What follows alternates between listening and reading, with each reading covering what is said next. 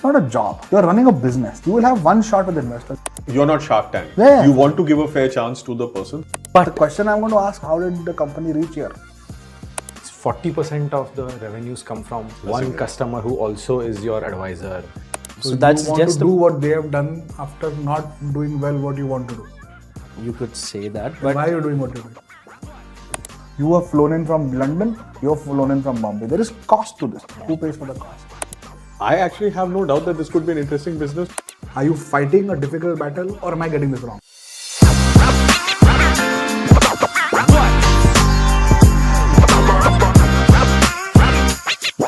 Hi everyone, welcome to the new episode of the BarberShop with Shantanu. This episode was a challenge for the editing team and me.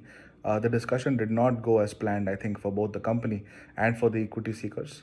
But we have decided to show the episode anyways because the message we wanted you to take away was entrepreneurship is really hard. You have to show up, work really hard, and still most days are extremely difficult. Sometimes luck is not on your side, and that's just the reality. And if we don't show reality of entrepreneurship, then we are doing disservice to our core principles and our vision. One disclaimer, of course, is that the founder and CEO of the company had an emergency before and was not able to join the discussion. But it was, we went ahead with the conversation anyway. We hope that you take this conversation in the right spirits, and of course, we are extremely hopeful that the company does very well and achieves what it set out to achieve. Take care and enjoy. Hi Nikitesh, welcome to BarberShop Season 2 Razor's Edge. Very, very happy to have you and representing the team at Xetgo. Before we get going and giving you the stage, I think just quickly we'll introduce who we are and what we do, and then would love to kind of give you this thing, right? So, my name is Shantanu Deshpande. I'm the founder and CEO of Bombay Shaving Company in Bombay. And the BarberShop is a property that is an initiative that has come out of the companies and has now kind of taken a life of its own. Hi, I'm Ashu Suyash. I'm the founder CEO of Colossa Ventures, and I'm also on the board of Kotak Bank and Hindustan Unilever. Before jumping on to the entrepreneurship bandwagon, I used to head CRISIL. Before that, L&T Mutual Fund, and then Fidelity Mutual Fund before that. Started my career with Citibank like more than 3 decades ago. Hi, I'm Toshan. I used to be with McKinsey, where I got the chance to work with Shantanu, and currently I'm the Chief Strategy Officer of UPL. Interact a lot with startups, founders, and again, quite delighted and learning a lot from all the founders that I'm meeting. Hi, I'm Arjun. I'm on the Bombay Shaving Company board. I work with Reckitt in London, and the areas that I work on are global e-commerce, digital venture capital, and our Greater China business. Super happy to be here and to meet you and to meet founders like you and see the amazing work that you're doing. and thanks a lot for having me today, guys. I'll just give a brief about Xetgo. So what we are trying to do at Xetgo is we are trying to build a marketplace, basically a packaging OS for India. So our end goal is to build an ecosystem where manufacturers and end consumers could interact. So on the supply side, that is the manufacturer's end, we would want them to procure their raw material and even have access to credit. And coming onto the demand side, that is your end consumers, we would want them to have visibility on their supply chain as well as visibility on their pricing structure, etc. Okay. We started off operations in 2020. Okay. At the end of 2020. Normally we started off by targeting e-commerce clients. Now we are branching out into manufacturing as well as into pharma sectors as well. This was the first red flag for me personally. At this point, the presentation was over, and which was surprising to me because when founders typically present their companies, it's very hard to get them to stop talking. They're so excited. They talk about the size of the market, they talk about their team, they talk about the business they have built. Even in fledgling stages, they talk about all the achievements they have done, they talk about what they want to do, they talk about the numbers, the P&L if there is already it's a post-revenue business.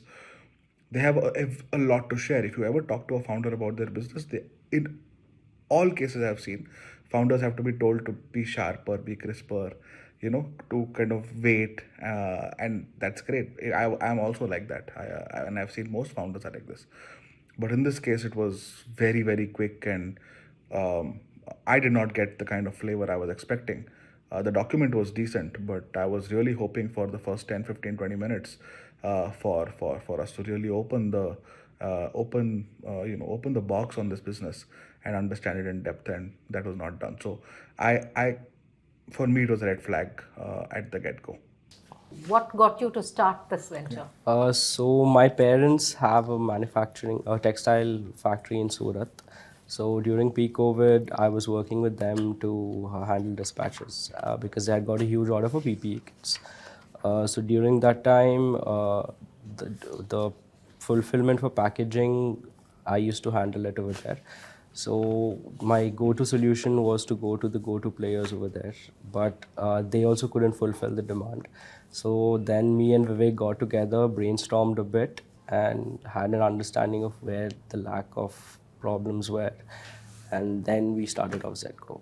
And as a POC, we started off with e-commerce clients and then branched out to other categories. When you say e-commerce clients, is that Amazon, Flipkart, or the world? So we started off with Purple, 1MG, etc.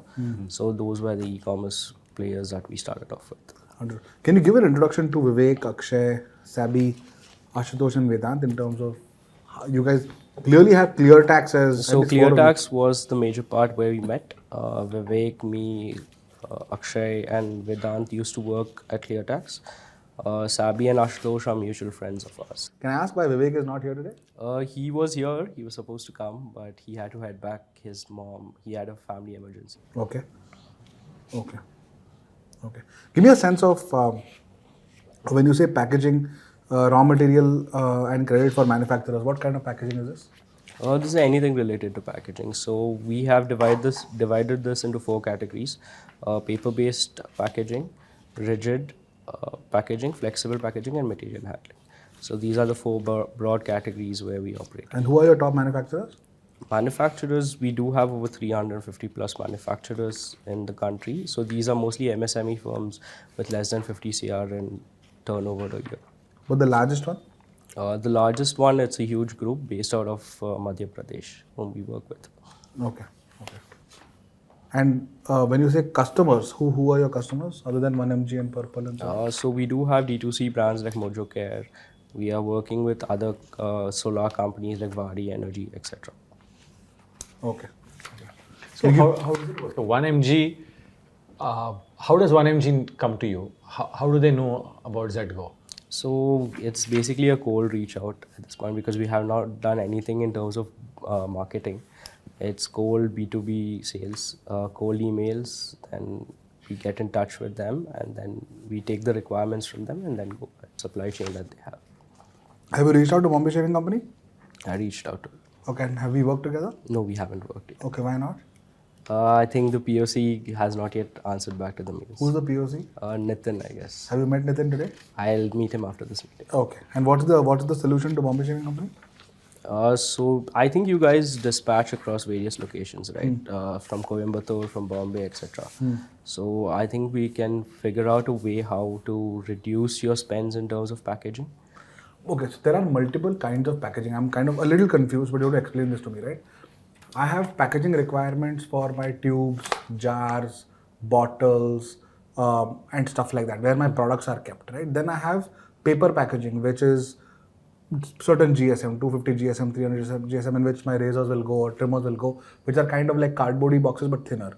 Then I have bigger, 24 cases, 24 piece, 30, 48 piece cases, which are used for first mile and even last mile logistics to distributors and marketplace and modern trade and so on, right?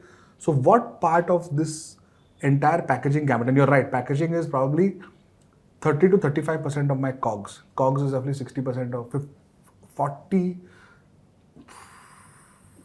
to 45% of my total cost base. So it's relevant. But what percentage of that would Xetgo solve for? See, we haven't, as a category, we haven't entered into the tier 1 packaging. So that's what is tier 1 packaging? So tier 1 packaging is basically that contacts the product first. Okay. So we haven't done that yet. So tier 2 and tier 3, we are we have been doing that. So what's that, a tier 2 and what's a What tier is 3 the- package? So a tier 3 package is basically a shipper. So your master cartons and your like Amazon boxes that come, and your tier 2 is basically like Shantanu pointed out, in which the trimmers go. So that is a tier 2 So package. the dabba in which the trimmer or the brush will come is tier 2. If 50 tubes are Then put in the one big thing dabba around and it is sent out, the that's tier tier three. 3. And tier 1 is the What touches the product? That touches the product Like itself, which is specialized actually. because it has to be part of the FDA testing and stability and all of that. So it is very specialized in terms of packaging. But you do tier 2 and tier 3. We do tier 2 and tier 3 at this point. And what's the split between tier 2 and tier 3? Tier 3 is 80%, tier 2 is around 20%. So basically this is big shipper cartons and master cartons and so on, with and including like the partitions and all of that. Partitions and everything. Understood. And why would we come to you as opposed to go to Amazon or Pragati or Pakistan or any other guys who are doing it at scale, who are doing 20 other things for us anyways? So we get cost advantage. Why would we come to like a Xetgo? One thing is we will give you a cost benefit because we do have some play in terms of raw material procurement for our own suppliers, and we do reduce your lead times. So I think normally to get a packaging, it'll take you 15 to 20 days from sampling to a production to delivery. We reduce that to 5 to 7 days. How do you do that? Because you have We do have a large base of manufacturers across the country, so that helps you reduce your lead time.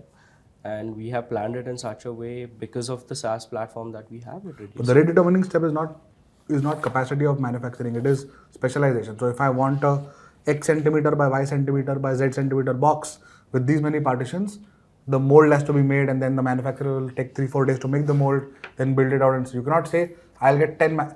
It's like saying that if I have 9 women, like if it takes one woman 9 months to build to create a baby, 9 women can create a baby in 1 month. It can't happen, right? You will still need 9 months. So gestation from a rate determining step is still the same. So how does that work? You can have a million manufacturers, but I'll still need the rate determining step. So we have been working with these guys, with our manufacturers, our partner network, to help them increase their efficiencies as well. So this has helped us reduce the lead times. So normally it takes 7 days to make a die if you go to any normal manufacturer, but with our partners it takes them 1 to 2 days to complete. How do they do that? These guys have it in house. They have the die manufacturing in house. So this. But die will still take. You will need to make a mold, and they'll be 3D printed. Then it will be tested. Then the product will go in. You cannot short circuit that in hours. No, it does reduce the lead times But significantly. tell me, what's that secret sauce that reduces the time? So if you were to intervene at this stage, where his manufacturers already have the die, etc., created, how will you add value? So if his manufacturer already has a die created, we work with his manufacturers to reduce the cost. So that is one part that we do At a raw material level. at the raw material level. Okay. And that's how? How do you reduce the cost? So we have tied up with a couple of mills in India. So we have a good pricing with them in terms of raw material for paper. So that translates to a better cost. And have you started giving credit to your manufacturers? That's our next step we want to do. Okay. So, what is the capital structure? How have you funded the company so far? So far it's bootstrapped. No external funding at all? No extra fund. How much are the founders? All 6 are founders in addition to their No, roles? only me and Vivek are founders. The rest are part of the founding team. Founding team. Okay. So have you and Vivek put in money in the company? We have put in like around $1 lakh in the start. So Okay. That's it. So now the revenues are funded the business till date? Yes, at this point. Yeah. Understood. Can you give a sense of what the revenues for this year look like, financial year, or what you are rating At this point, we are expected to close this financial year at around 6 crores. Okay. What are you at right now?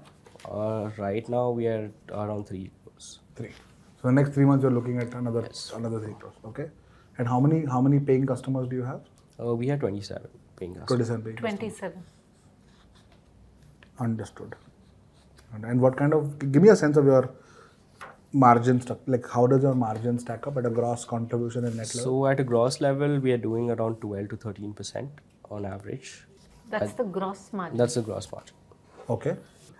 Our net looks at around 6 to 7% post that. That's EBITDA. That's it, right? That is, and are you guys paying yourselves any salary? We do have a salary for. Okay. How much is that? So at a company level, it's around 2 lakhs a month. For all six everyone. people put together? Yeah. Wow. Okay, so that's 24 lakhs for the year, which basically means at a 6 crore base, 4% is your fixed cost.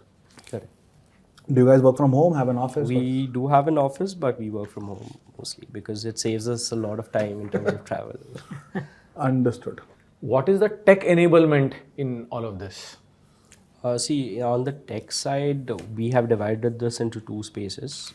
So one on the demand side, we give a tool to our clients in which they could order automatically, and down the line is to integrate with the ERP so that everything happens without human interaction.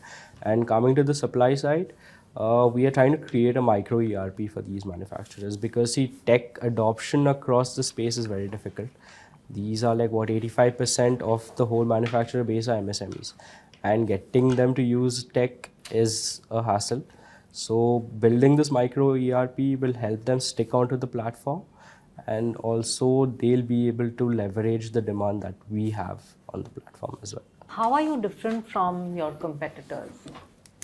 See, most of the competition is trying to build a demand-focused marketplace. So what we are trying to build is to build an ecosystem across. But there is nothing to stop them from focusing on the supply side as well. It's just a matter of sequencing, right? Correct, but they haven't done it, right? So And why is that?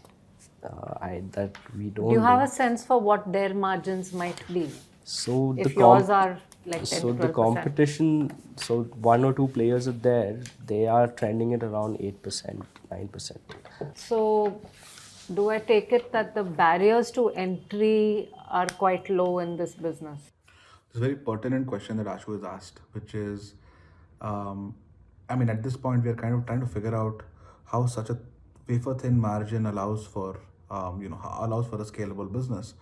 And we're we're trying to figure out why they have kind of gone to the market in one way, and while the rest of the market or the competition has kind of tackled the business in another way. The fact that everyone else is trying to do things in a certain way and you're trying to do them differently could mean one of 2 things. One is that you're seeing the space very differently, and you've seen an opportunity no one else can see, or you have not seen a pitfall everyone else can see. And in most cases, we like to believe the former, but the latter is true. So that is kind of what we were trying to assess at this point. It is, you could say that. So, what gives you the conviction that you will be able to grow? So back Or is there conviction, or No, there is there's conviction? Okay. Isn't Bizongo trying this?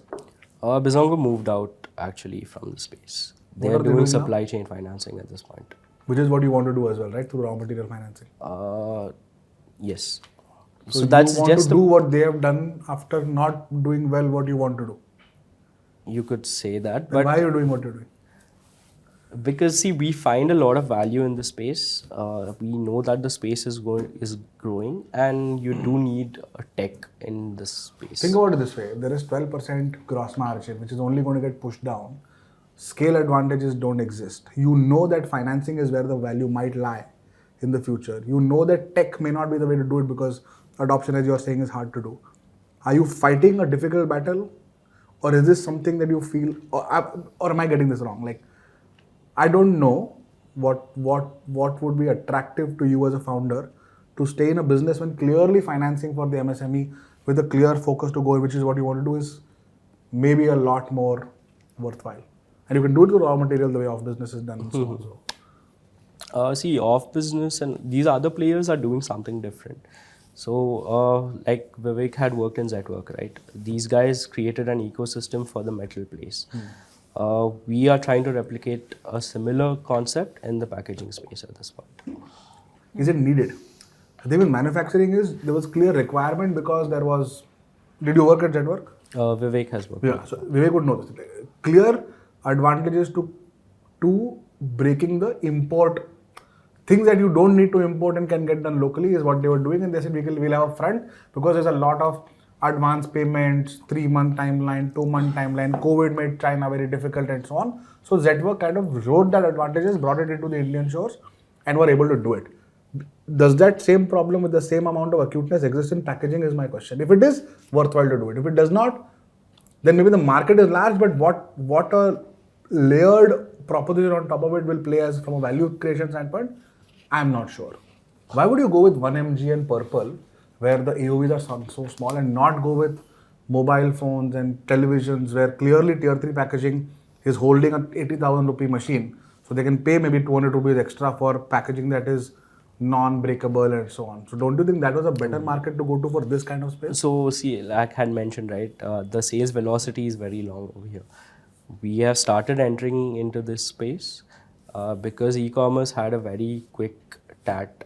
We started off with But e-commerce, mobile phones is the most e-commerce-y friendly. No, but mobile phones were never manufactured in India when we started off, right? So but packaging, tier 2, tier 3 packaging for mobile phones, for televisions, for air, what's that machine that is kept at home, that air purifier, all 20,000, 30,000, 40,000 Dysons of the world. They would love packaging solutions which are differentiated, won't break. They also have 1 to 2% breakage.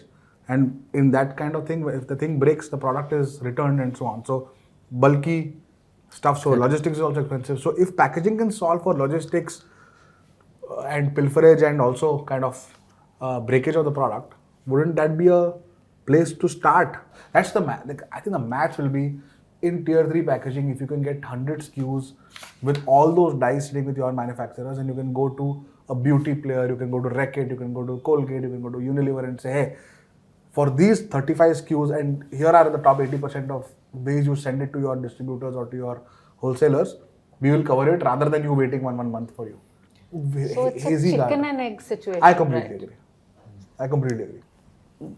How are you seeing the outlook for your organization from a growth perspective? From a growth perspective, we are targeting manufacturing companies at this point because see, everyone's viewing India as China +1, right? And exports are growing at a very fast pace. So we are tapping into those industries where export is very rampant. Have you cracked pharma? Have you cracked a pharma We manufacturer? haven't cracked pharma. We are still in discussions with them. Okay. So what's prompting you to raise capital at this stage?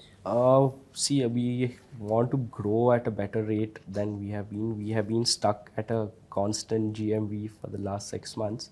So we want to break that barrier. So How will money help that? in terms of team hiring and scaling our sales team as well as operations team. Wonderful. Of the 6 crores that you're doing, of the 3 crores you've done till now in terms of sales recognized, how much cash is in the bank? How much cash have you collected? As of Today? what's left in the bank? No, not what. Of the 3 crores that you have built, 3 crores is the revenue till now, right? Correct. How much of that have you collected? 3 crore. So you're telling what? Cash conversion. Cash. How much of the 3 crores that you have sold? You have sold 3 crores of Yes, revenue, right? yes. That's the invoicing to you, right? Correct. How much of that has the customer paid to you? This I don't know, but our accounts receivable is around 60 lakhs as of today. 68 lakhs. 60. Okay, so can I assume that 2.4 crores has been collected? You can assume that, yeah. So you're targeting how much to raise now? We are targeting around 750 to 1 million. And your valuation ask is 30 crores? We are looking 4 at million, a right? 4 million. Okay. Do you think your margins can expand over a period of time as you get into more products and so on? Yes, the blended margins will increase over Say a more. period of time. What are you looking at as revenues for next year, the year after that? So see, for next financial year, we are looking at around 30 crores. And what's your gross margin projection for 2025, for example? That we're expecting around 15 to 17%. 17% still. Okay. Among the 6 of you, is there anyone who's a out and out packaging expert? No, we do have an industry expert who's an advisor to us. Who's that? That's Mr. Prasanna. So, like I had mentioned before, right, from MP, the manufacturer who's there, he's the packaging expert. Does he have equity in the company? No, he doesn't have equity. Why not? If he's the guy who's bringing all the intelligence to the table, and he everyone does is have board executing. shares. He does have advisory shares. Okay. He's an advisor. How many advisory shares does he have? Sorry? How many advisory shares does he have? What kind of ownership does he have in the company? So he has a 0.2%. 0.2%. But he's a promoter of this whole big manufacturing Yeah. setup, which is your largest client, I'm assuming. He's our largest manufacturer. Of the 6 crores this year, how much will come from Mr. Prasanna? Around 40%. 40%. 40 to 50% will come. What's been your repeat? So what do you mean by repeat order? So, or have you had client attrition? Let me ask. We have had. We have lost 2 clients. One, the company only shut down because of COVID. The other one has moved out. What was the reason for that? So we had some delivery timeline issues because it was a new segment that we had entered as well. We were not well versed with it, and that client moved out. So your deck had a mention around credit roadmap. And how would you do that? So we need advice how to get that onto the platform. And why did you look at credit rather than looking at, let's say, other sectors? See, because we control the whole supply chain, it'll be easier for them to get credit. Where will you create the capital for credit? You're operating at 12% margin, so it's not like you're going to create a lot of corpus. So you'll have to either raise a loan book and give it. Correct. Or you'll have to create it and give it. Or we The have latter to seems tie up with an NBFC to get that. Have you guys done that in No, any shape or we form? haven't done Spoken to that. someone? It didn't make You need sense. a much larger client base to be able to get into the credit space, because you have to control a reasonably large part of the supply chain to have that look through to generate credit analytics. It needs a little bit of vintage. Yeah. Just give us 5 minutes, we'll quickly come back. Yeah.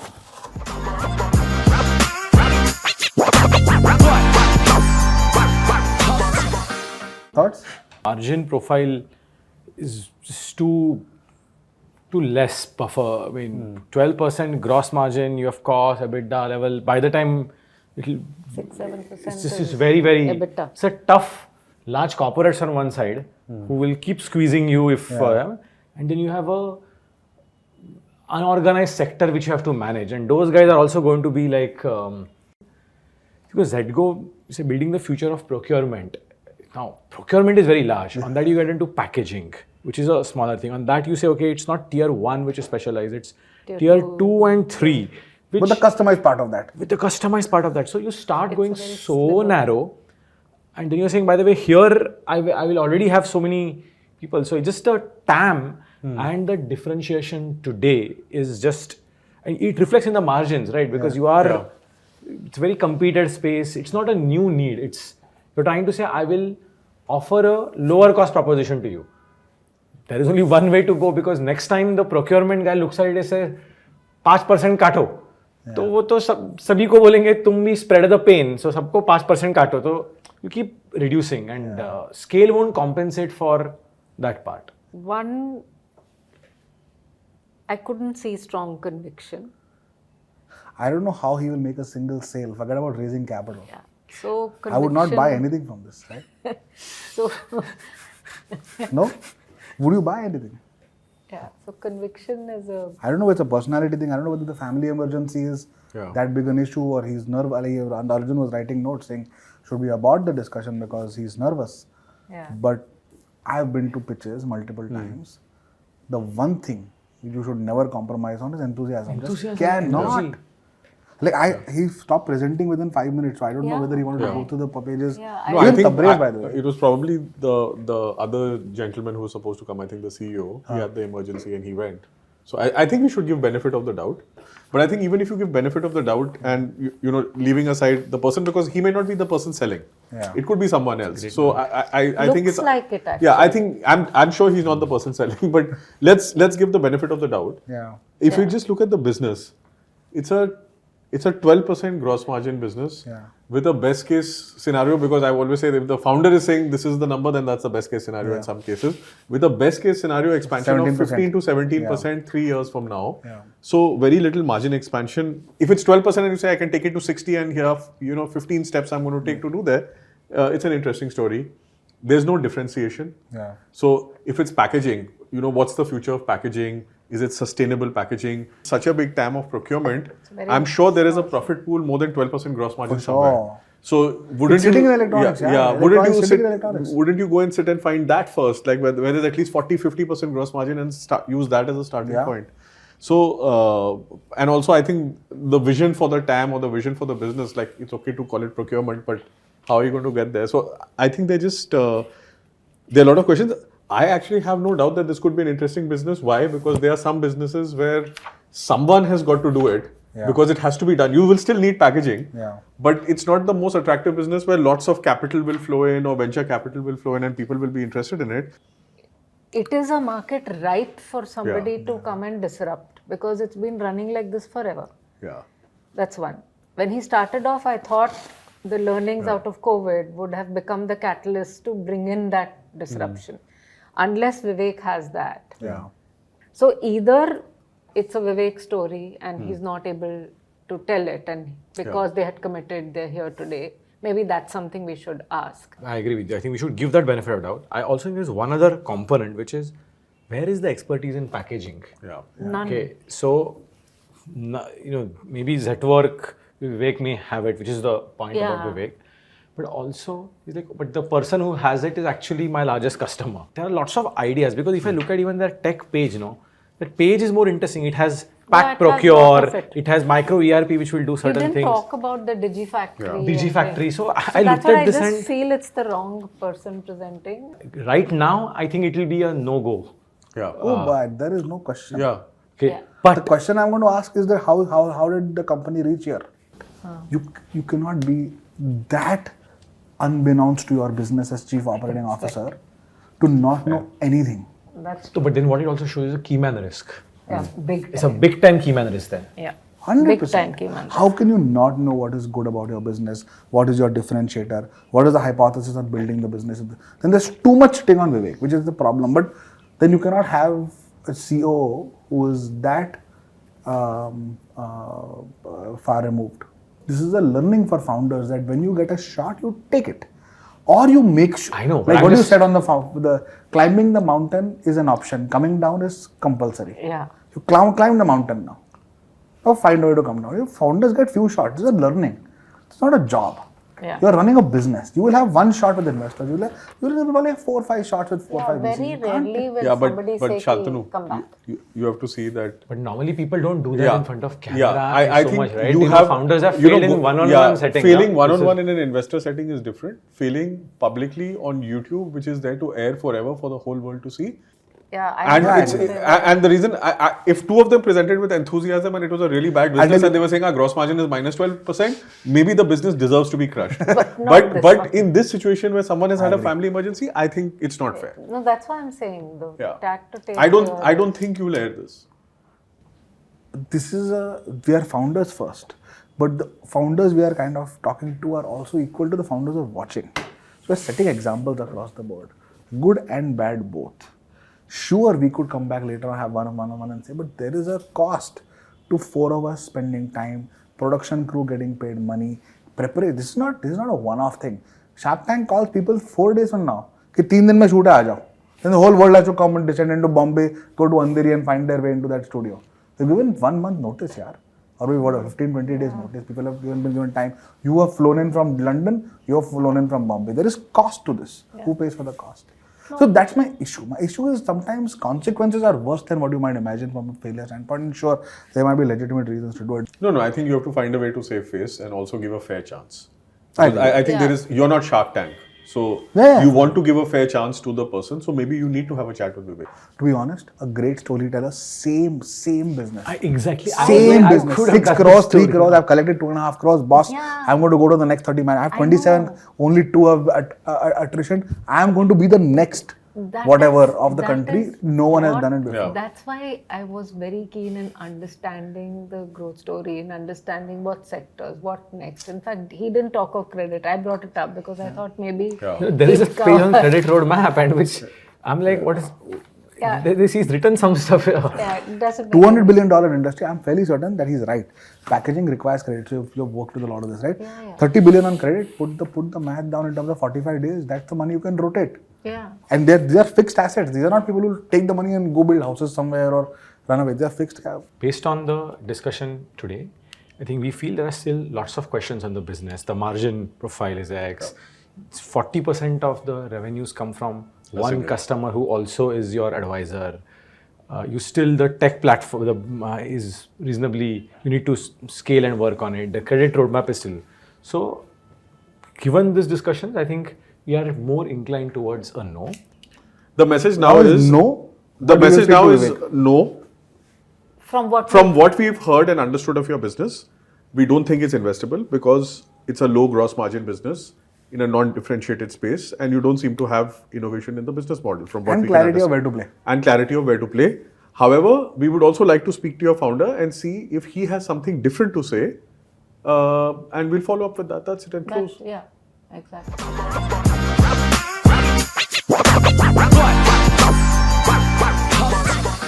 I think there are 2-3 areas of agreement we have, which is I think the problem is large. Okay, I think solving for procurement with a focus on packaging, especially given how unorganized it is, tech solutions to solve for this, financial solutions to solve for this, and possibly making it more efficient for even the customers is a large enough need. So I think that is given.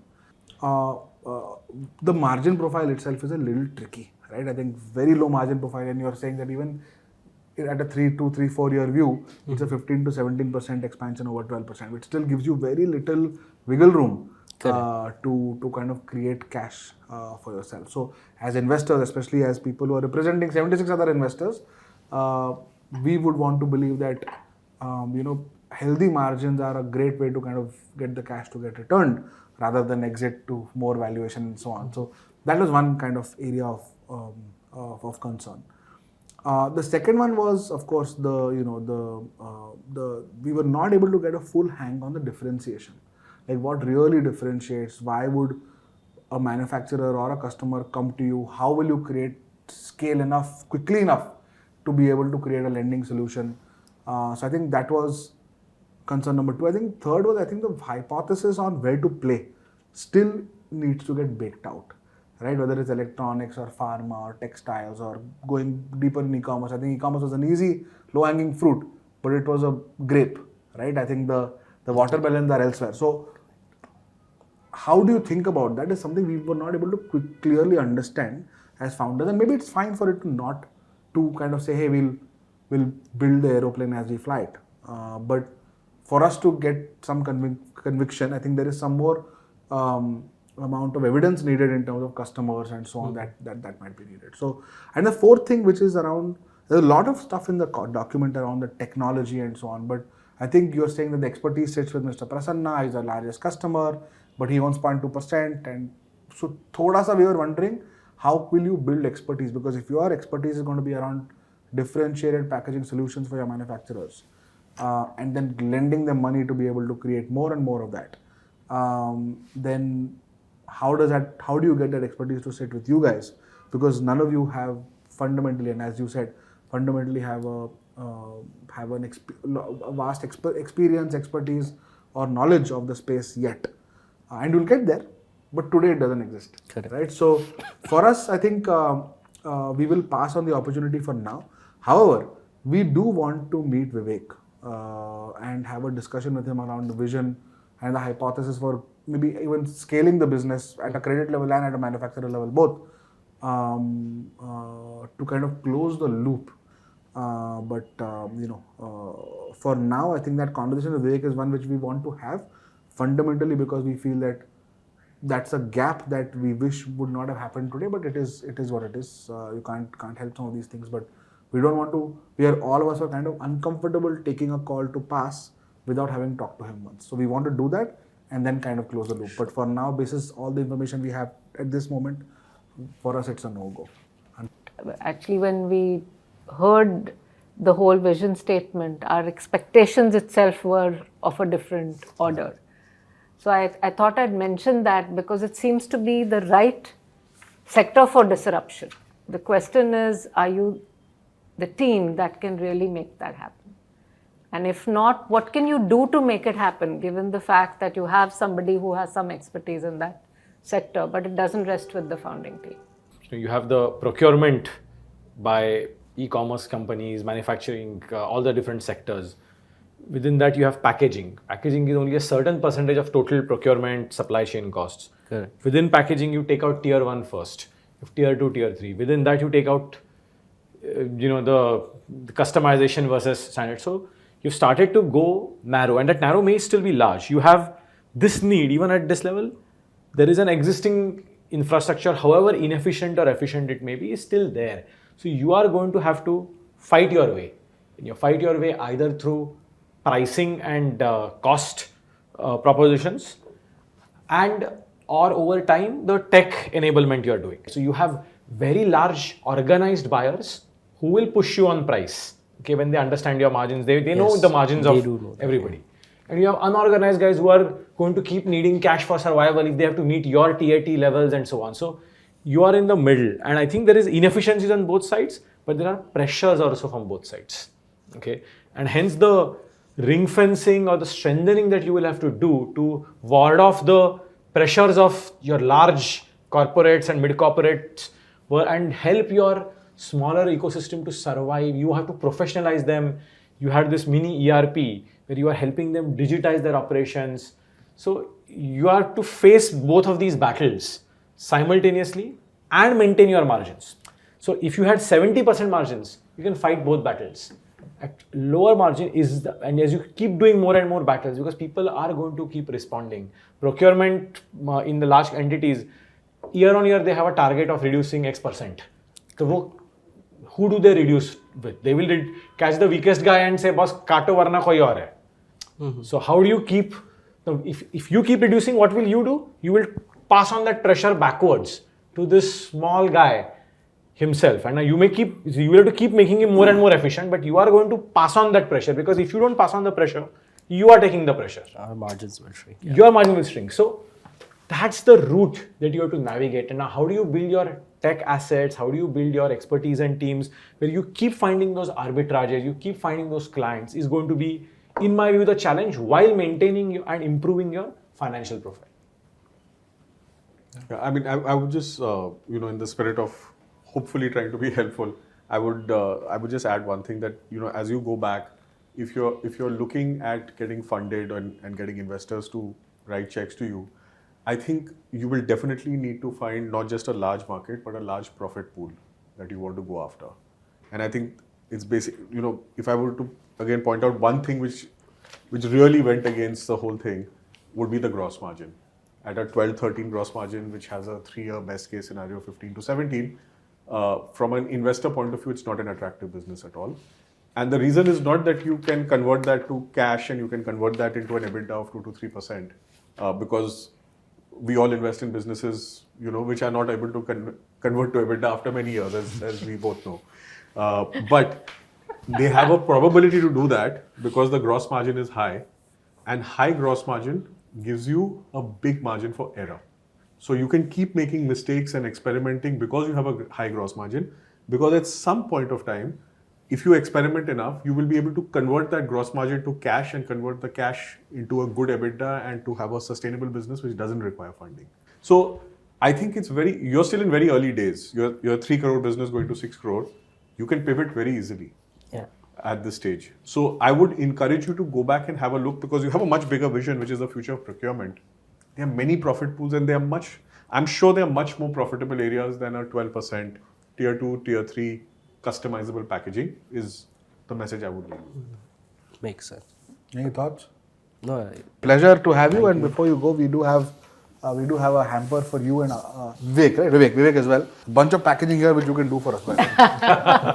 Congratulations. I hope you enjoyed that episode. I was so happy to have Ashu, Arjun, and Toshan with me. I think they were a voice of reason. They really separated the business from the presentation. Personally, I was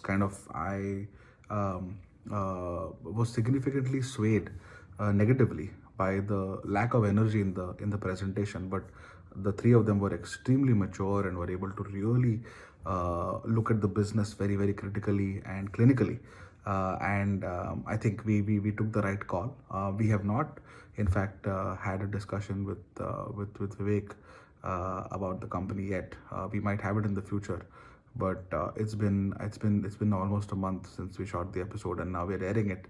So it's sometimes things just fall through the cracks, both for investors and for founders, and that's just the nature of the business. But see you next time on the Barbershop, and take care. All the best.